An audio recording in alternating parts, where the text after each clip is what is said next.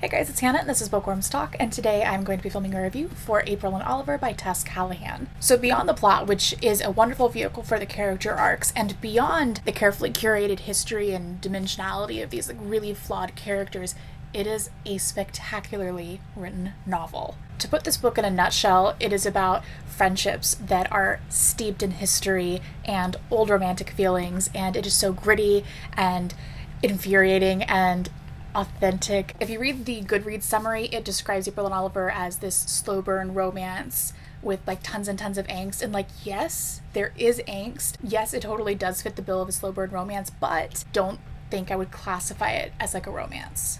But it's about love. Those are like my favorite books I tend to find. I wish I could find more like this. So first, let's talk about the characters, because that's really what it's about. If you're new to my channel, I have a non-spoiler section at the beginning of the videos. Before I start talking plot points, I will warn you. April and Oliver are very much foils for each other, and April first is who I will describe briefly. April has a very traumatic past. I'm going to quickly make a note, check the content warnings for this. They're kind of big ticket ones. But moving along, she has a lot of trauma from her past. So much of what this book is about is the things that happen to you and the people that you meet, how it all affects you as a person and who you become, without being corny and cheesy like I just made it sound. And she's always had Oliver as a friend, like all growing up. He was so different from her because he, one, came from a very different family. He was the guy that gave up on his passions because it wasn't what was wanted of him, like from well-meaning parents that, are kind of dream crushers. He became what they wanted him to be, and that was, I think, really shows his personality, as well as I personally think, in my humble opinion, that he has a bit of this need to fix people and fix things. So the story starts off at a funeral, April's younger brother's funeral, and she was very much the caretaker of him. So beyond that being a hard hit in general, it is a particularly hard hit for her. He was all she had left. Like I said, loved the writing, and I'm actually going to read you a couple little pieces, like some standouts here, and it just makes me want to be a better writer reading this book. I've read it twice. He was so close she could almost hear the movement of his thoughts, the roll of the tide. She had slipped inside his skin. It is a kind of kinetic brilliance, physical perfection, pure efficacy inside a second. She rubs the worn band of her wristwatch, thinking how time too has gone haywire, jumped its tracks, turned like a corkscrew instead of moving ahead. And a personal fave, light rain falls, drops beating on the hood. The car, glistening beneath the street lamp, appears incandescent in the darkness. Oliver parks and gets out, the ground slick with decaying leaves, the aroma sweet and moldering. I can't get enough. Give me more. I actually took a peek at the back, and someone at the Chicago Tribune wrote this quick little review blurb for it, and I feel like it very much encompassed what I feel about it as well.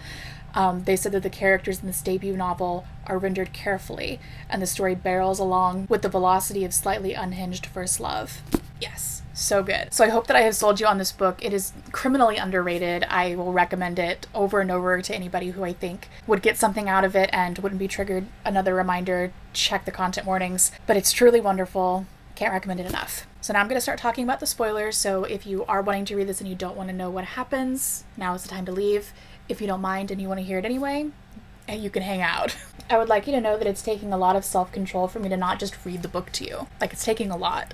I filmed this review once before, actually, and I felt like I wasn't eloquent enough. So I'm refilming it because it deserves a good review. Okay, I mentioned foils. It is one of my favorite elements in story when done well, and this is done so well. It doesn't hit you over the head with it. I think the foil between them worked so well because neither character was completely black or completely white. They were both very gray. I would say April definitely more than Oliver, but they both had this grayness to them, and I think that's what made them dimensional, and it made them really realistic and felt like they could walk off the page. Oliver wasn't this perfect character. He was borderline / at some point kind of having an emotional affair with April. He is just trying to do his best, but he doesn't, always make the right choices, make the right moves, and it made him extremely relatable. And I found myself, even after series and series of mistakes upon both characters, liking them anyway and liking them kind of through it. I'm going to spend most of my time talking about April. Some of the choices that she made were just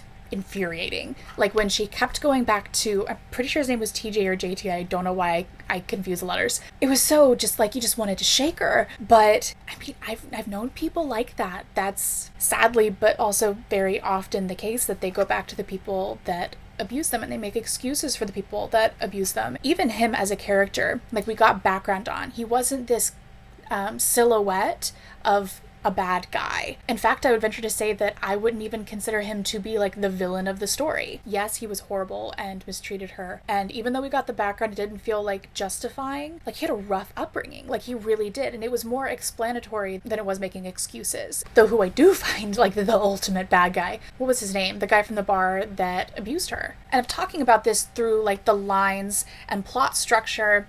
He was like a villain that wasn't himself necessarily present throughout the entirety of the novel, which I mean villains aren't all the time anyway, but it was more the effects of what he had done kind of like off screen, so to speak, like in the past, like this not yet described event that had so much influence and effect on her as a character and therefore the plot and therefore Oliver. It was this rippling in a pond. I think I've jabbered on about that for enough. Something that I also think that Tess Callahan really excelled with, beyond like everything I've gushed about already, is the dialogue. It felt familiar, like the characters felt familiar with each other, and as someone who's currently writing a story where I'm trying to achieve that, it's hard to do that. To make from the very beginning characters feel like they just know each other to the reader and it feel like there's this history, and she did a really good job of it. I think that there was something relatable in either of the characters, like depending on your experiences. I think most people will have known or are either April or Oliver. I personally related a lot with Oliver, and I think that's another reason that the characters were such a success. So there's this one part where I related to this feeling that was invoked through April. Last month she turned 28, still living the same gimmick, an imposter in her own life, but there is no going back. All she has is the April she's made of herself. Most people have felt that way at one time or another. Or like Oliver, they have chosen the responsible thing and they regret it. And they regret the lost time and how different they may have turned out and what their life would look like if they had made a different choice. And I feel like that's a common thing that's echoed throughout both characters, just in different aspects and different ways. If this one thing hadn't happened to you, how differently would the rippling of your life be?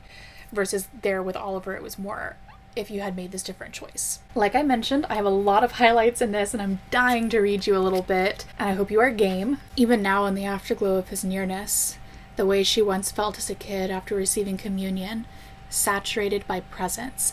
To be saturated by presence. Their Nana was such a little gem. She felt like an actual character and she had so much spunk. Loved her, and there were so many really nice parts with her and little pieces of wisdom that weren't really given in a preachy way. The most like on your nose, this is wisdom, listen up kids, was this, and it was really sweet. It's like this, Nana says, all your life you're yellow, then one day you brush up against something blue, the barest touch, and voila, the rest of your life is green. It just leaves you different than it found you. And I feel like that quote really encapsulates the story as a whole.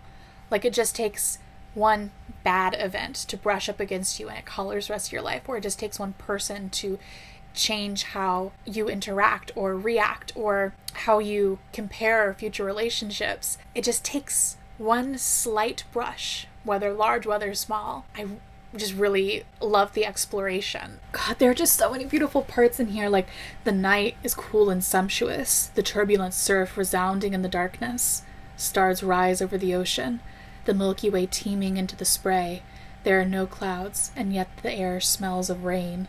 She is up in the crown and can see for hundreds of miles, thousands of years, oceans forming, the universe floating out like the hem of his mother's dress when she and his father danced. What I really loved about her use of simile throughout this, and metaphor, is it would be unexpected. Like she would compare it to something that you would never see coming.